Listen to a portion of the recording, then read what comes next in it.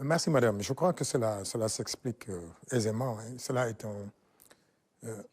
un héritage de l'échec de toutes les politiques d'emploi qui n'existaient même pas hein, dans l'ancien régime de Macky Sall. Parce que moi, en tant que ministre du Travail, de l'Emploi et des relations avec les institutions, quand je suis venu, je n'ai pas trouvé sur place une réelle politique nationale d'emploi élaborée. Elle n'existe pas. Et nous sommes en train, effectivement, d'y travailler avec la coopération italienne.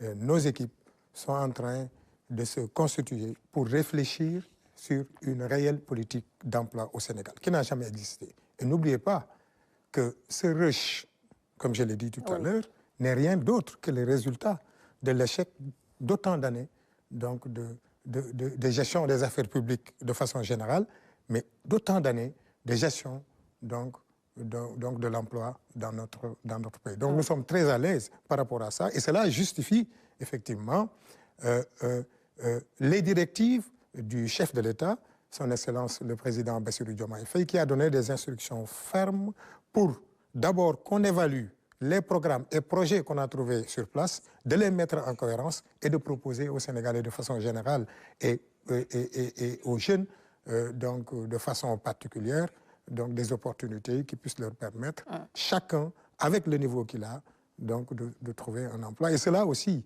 sera bien calibré par rapport à l'agenda de transformation économique et sociale de la vision 2050. Alors, on rappelle également que ce programme n'est pas une nouveauté, mais cette année, vous avez jugé nécessaire ou utile de faire appel, de mettre en place plutôt un appel à candidature. Oui, mais évidemment, ces programmes ont toujours existé. C'est pourquoi je suis un peu surpris de tout ce bruit-là.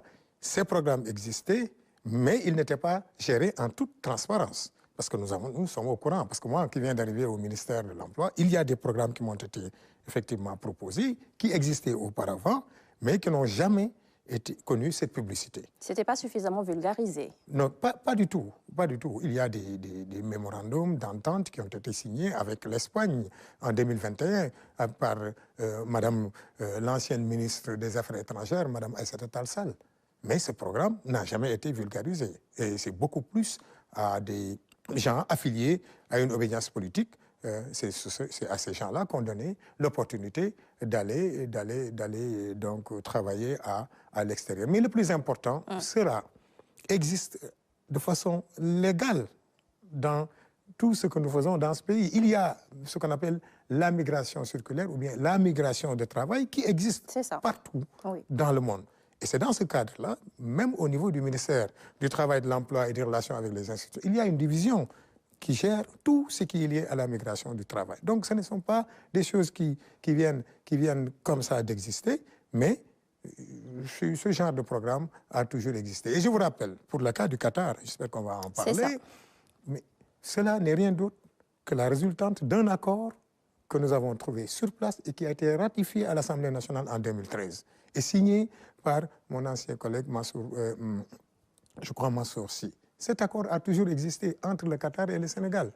Mais quand nous sommes venus, cet accord n'a jamais été mis en œuvre et le gouvernement qatari a souhaité que l'on revienne pour rediscuter de cet accord, le redynamiser et l'adapter au contexte actuel.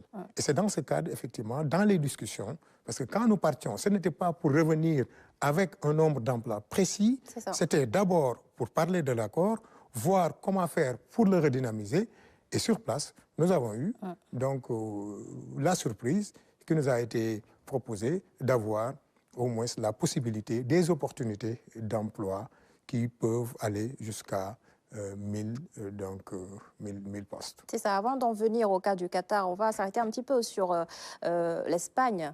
On sait que ce sera un peu plus de 300 personnes qui seront justement retenues pour cette année. Est-ce que vous avez une idée du genre de contrat qui leur sera proposé? Oui, c'est des contrats saisonniers. Hein. C'est des contrats saisonniers. Ça va durer genre environ 3 mois? 3 à 6 mois, comme l'a dit mon collègue.